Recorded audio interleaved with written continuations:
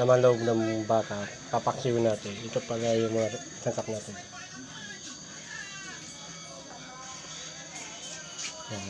Ito yung ano natin, yung bito ka ng baka. Ito na po yung unang kulo. Iwain ko na po ito sa maliliit na piraso. Iniwa ko na po yung laman loob ng baka. Lalagay na po natin. Nasabay natin yung ricado, bawang, sibuyas at luya.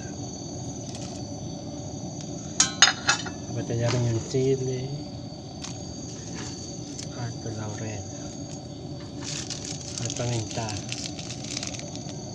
Ilalagay na natin yung suka at yung norpilk. Isang dahon ng sibuyas.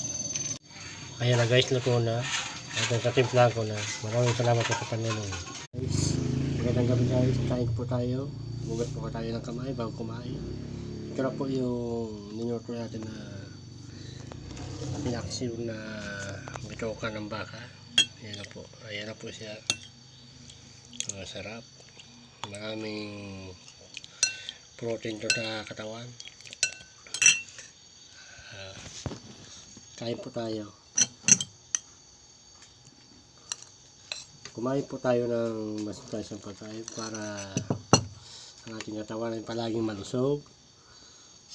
Ano natin hayaan na malampasan tayo ng gutom kasi nakakasama yun sa katawan. Yan lagi natin isipin.